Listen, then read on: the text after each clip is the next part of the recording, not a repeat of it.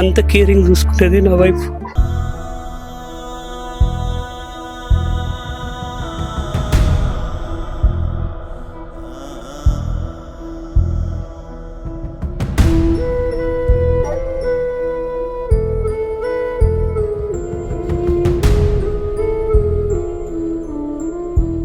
యాదాద్రి భువనగిరి జిల్లాలో విషాదం చోటు చేసుకుని చెప్పవచ్చు. మొన్న రైలు కింద పడి ముగ్గురు మరణించారు.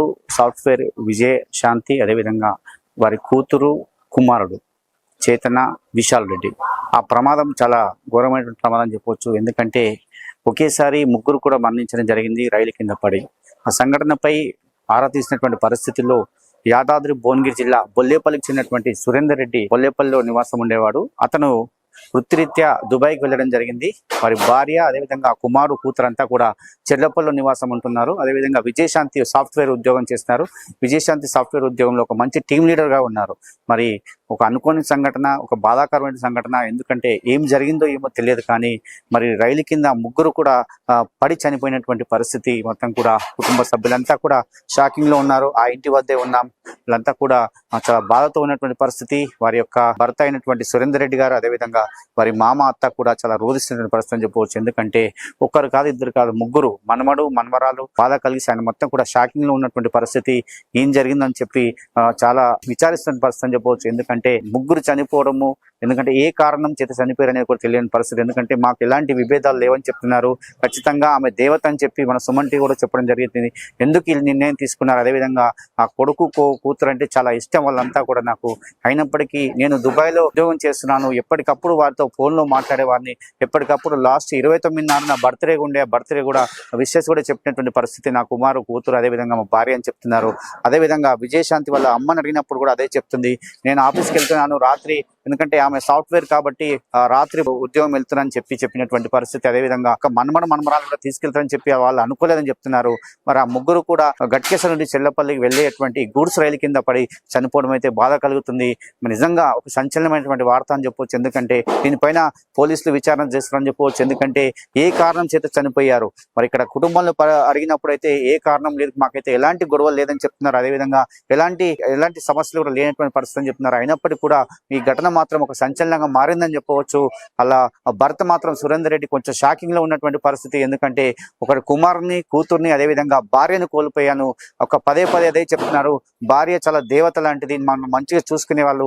నేను అక్కడ దుబాయ్లో ఉన్నప్పుడు కూడా నా పిల్లలే కావచ్చు, వారి యొక్క తల్లిదండ్రులు కూడా చాలా ముసలి వాళ్ళని చెప్పవచ్చు. చూస్తున్నాం వాళ్ళంతా కూడా ఇద్దరు వాళ్ళ సురేందర్ రెడ్డి అమ్మా నాన్న కూడా రోధిస్తున్నటువంటి తీరు కంటతడి పెట్టిస్తుందని చెప్పవచ్చు. చాలా బంధువులంతా కూడా రోధిస్తున్నటువంటి పరిస్థితి అని చెప్పవచ్చు. ఎందుకంటే చెల్లపల్లిలో ఉన్నటువంటి వారు ఒక ఉన్నత ఉద్యోగం చేస్తున్నటువంటి విజయశాంతి ఇంత నిర్ణయం తీసుకొని చెప్పి అనుకోలేదు. ఆమెతో పాటు కూడా కుమారుని, కూతుర్ని తీసుకోవాల్సినటువంటి అవసరం ఏం వచ్చిందో కూడా తెలియాల్సిన పరిస్థితి. ఎందుకంటే మరి ముగ్గురు చనిపోవడం అయితే చాలా బాధ కలిసిన విషయం. అది కూడా ఒకే రైలు కింద పడి చనిపోవడము నిజంగా బాధాకరమైన సంఘటన అని చెప్పవచ్చు. ఇంతవరకు అయితే వాళ్ళు షాకింగ్ నుంచి ఇంత బయటకు అయితే రాలేని పరిస్థితులు అంతా కూడా కుటుంబాలంతా కూడా రోధిస్తున్న పరిస్థితి కనిపిస్తుంది. ఇది మన గున్నాథ్తో శరత్, బీబీ నగర్. 29 వైఫ్ మాట్లాడింది, 27 పాప బాబు సంక్రాంతి హాలిడేస్ లో వచ్చినప్పుడు మాట్లాడారు. ఆ రోజు మార్నింగ్ 8:30కి తెలిసింది నాకు. ఏమని చెప్పారు సార్? ఫస్ట్ చెప్పారు ఓకే వచ్చేసి తొందరగా అన్నారు. మా బొమ్మడికి ఫోన్ చేశాడు, చెప్పలేదు ఫస్ట్. తర్వాత నేనే అడిగాను ఏమైంది, ప్రాబ్లం ఏంది, ఫస్ట్ చెప్పు. లేదు బావా, శాంతి చనిపోయింది, ఫస్ట్ ఒక్కరేం చెప్పారు? చనిపోయింది అని చెప్పాడు.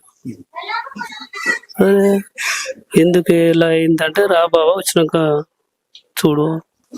అంతేగా నాకు మైండ్ బ్లాక్ లో ఉన్నది, ఏం చేయాలో అర్థం కాలేదు. తర్వాత ఒక 10-2 minutes తర్వాత ముగ్గురు చనిపోయారు అని చెప్పారు. ఆ టైంలో ఏం చెప్పాలో అర్థం కాలేదు. మీరు దుబాయ్లో ఉంటారు, వాళ్ళు ఇక్కడ ఉంటారు. మీ మిస్సెస్ కూడా మంచి ఉన్నత ఉద్యోగం సాఫ్ట్వేర్. మరి ఎందుకు సార్ ఇంత పరిస్థితి కారణం ఏంటి? అదే నాకు తెలియదు అండి ఏం జరిగింది అనేది. అమ్మాయి మాత్రం వెరీ స్ట్రాంగ్ అమ్మాయి, చాలా నాకు దొరికిన దేవత అనుకోవాలి. అంతే, ఫ్యామిలీ బాగా చూసుకుంటది, నన్ను కేరింగ్ చూసుకుంటది, పిల్లలు కేరింగ్ చూసుకుంటది, అన్ని బాగుంటది అమ్మాయి. అలా ఏముండదు, అందరితోటి కలివిడిగానే ఉంటది. మ్యాక్సిమం అమ్మాయి అంత వాళ్ళకి తెలియదండి అది ఏందని. పిల్లల్ని తీసుకెళ్ళి అట్లా ఆ విధంగా చంపుకోవడం అంటే అసలు ఎందుకు అంత దారుణంగా ఎందుకు ఒడగొట్టినారు? అది తెలియదండి ఏం జరిగింది అనేది. అంత అంతే ప్రేమ ఎక్కువ మమ్మీ అంటే పిల్లలకు, అంతే ప్రాణం ఓకే. పాపకు బాబు ఇద్దరికి. మమ్మీ లేకపోతే ఉండలేరు వాళ్ళు. 27 మాట్లాడింది ఆమె. ఐఐటి కోసం ఎగ్జామ్ రాయడానికి వచ్చింది. ఓకే. ఖచ్చితంగా కొడతా డాడీ ఈసారి ఐఐటి పోతానన్నా, కానీ బాబు ఎక్కడికి వెళ్ళిపోయింది. బాబు ఇప్పుడు మాట్లాడి బాబు సంక్రాంతికి వచ్చాడు హాలిడేస్ కు, ఓకే. అప్పుడు మాట్లాడాడు. చివరిగా మీ మీ వైఫ్ మాట్లాడినప్పుడు ఏమని చెప్పింది సార్? ఇంకేమన్నా ఏం చెప్పలేదు, నార్మల్ గానే మాట్లాడింది. నార్మల్ గా రోజు మాట్లాడేటట్టే మాట్లాడింది. అమ్మాయి ఫోన్ చేసింది, ఓకే ఏం చేస్తున్నావు అంటే ఇప్పుడు లేచాను అని చెప్పింది. సరే ఓకేరా, ఎట్లున్నావు, ఆరోగ్యం ఉందా, విశాల్ రెడ్డికి చేసావా, చెరికి చేసావా, వాళ్ళు ఎలా ఉన్నారు అని అడిగాను. బాగున్నారంటేనే ఏం ప్రాబ్లం లేదు, మంచిగా ఉన్నారు వాళ్ళు, నేను మళ్ళీ వెళ్తాను సండే రోజు అని చెప్పింది. అంతే, ఏం మాట్లాడలే. సరే అమ్మా నువ్వు పడుకో, నేను తర్వాత చేస్తలే అని చెప్పి. ఏమన్నా ఆరోగ్య సమస్యలు ఉంటుందా? ఏం లేవు, చెప్పాను కదండి. అమ్మాయి వెరీ స్ట్రాంగ్. అమ్మాయి ఎటువంటి ప్రాబ్లమ్స్ హెల్త్ వైజ్ గా లేవు అమ్మాయికి. ఏ టాబ్లెట్ వాడదు, ఏం వాడదు. అలా ఈ వార్త తెలిసినాక మీరు ఎట్లా అసలు ఇక్కడికి వచ్చాక చూశాక గుండె అయిపోయిందండి. ఎందుకు అంటే ఒక్కరు ప్రేమ, ప్రేమ అంత కేరింగ్ చూసుకునేది నా వైఫ్. పిల్లలు, మా చెర్రి, నా తల్లి, చిట్టు తల్లి. మా అబ్బాయి విశాల్ రెడ్డి, చైతన్య, చెర్రి అంటే చైతన్య, చేతన రెడ్డి, ముద్దుగా చెర్రి అంటారు. కానీ జీవితంలో నాకు వదిలిపెట్టి వెళ్ళిపోయారు అందరు. నేను ఎవరు ఇష్టపడ్డానో వాళ్ళు లేరు, అంతేనండి. అది బాధగా నేను ఏం కనపడతలే నాకు టీచర్. సంక్రాంతి పండుగకు మేము ఇద్దరమే ఉంటాం ఈడ. ఈడ పండుగకు రమ్మన్నది నా అమ్మ, నా మనమడు రమ్మన్నాడు, నా ఎవరాలు రమ్మన్నది.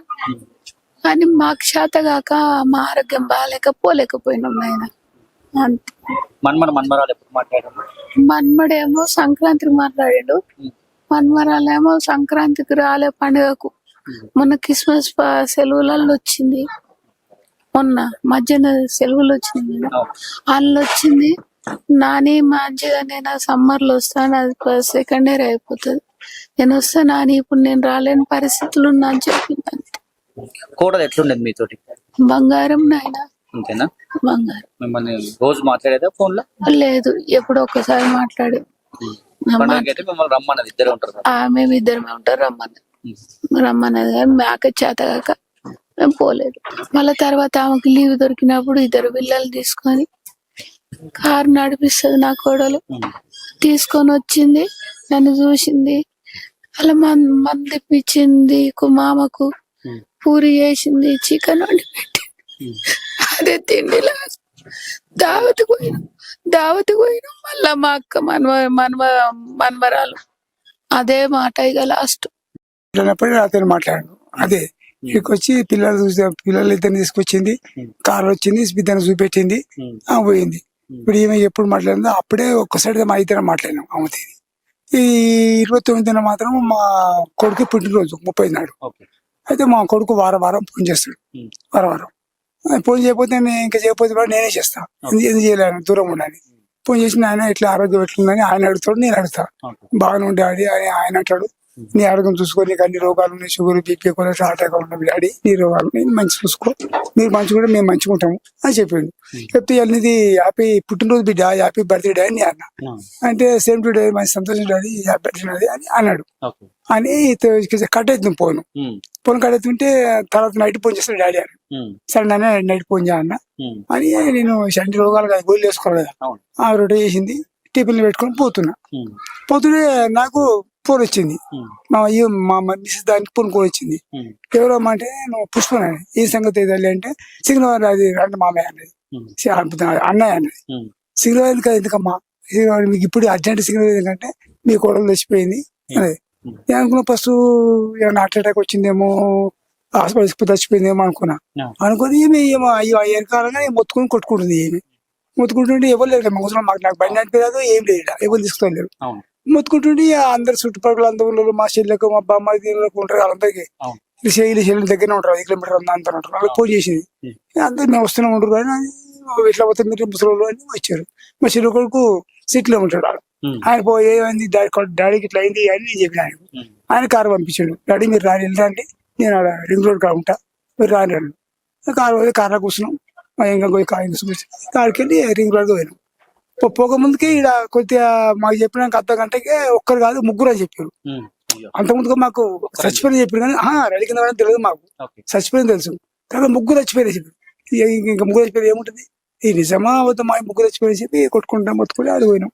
మేము ఆడిపోయే వరకు అంత పోయి రైలు పోయి తిరుక్కుపోయే వరకు మార్చికి వెళ్ళి పీనికలు బయటకు వెళ్తున్నాయి, ఇంకా పోయే వరకు వెళ్తున్నాయి. ఈ అబ్బాయి ఉన్నాడు ఆడికి వెళ్ళి ఈయన ఫోన్ చేసిరుగా, ఈయన ప్లేట్ దొరకాలిగా, ఈ అబ్బాయి బాధపడతాడు ఎట్లా అని ఆడికి తీసుకుపోయి డాడీ చెప్పిండు. ఏమో ఈయన తీసుకుపోతే ఈ అబ్బాయి ఆడుంటే బాగుండని ఇటు తీసుకొచ్చి పెడతాము, నా మనవడు మళ్ళీ పెళ్లి చేస్తాడు అని ఇటు తీసుకొచ్చిన. 10:30కే మాట్లాడినా. 10:30కి నేను ఫోన్ చేస్తూనే ఉన్నా వెళ్ళిన కానుండి, పిల్లలు తీసుకొని పోతున్నా, ఆఫీస్ లో పార్టీ ఉందంటే నేను లేకుండా పార్టీ ఏముంటది అని అంటే, ఆఫీస్ లో పార్టీ ఉంది 3 పోతున్నాం అంటే నేను కూడా వచ్చేదాన్ని కదా అన్న, నువ్వేం రావద్దు ఇంటి దగ్గర ఉండి మేము 3 పోతున్నాం అన్నది అంతే. తర్వాత కాల్ ఎత్తలేదు, ఇక ఫోన్ ఎత్తలేదు, చాలా సార్లు చేసిన అంతే. అంటే మీరు విజయశాంతి మీ మనమడతో కలిసి ఉంటారా? వాళ్ళిద్దరు హాస్టల్లోనే ఉంటారు, మేమిద్దరమే ఉంటాం ఇంట్లో పైన.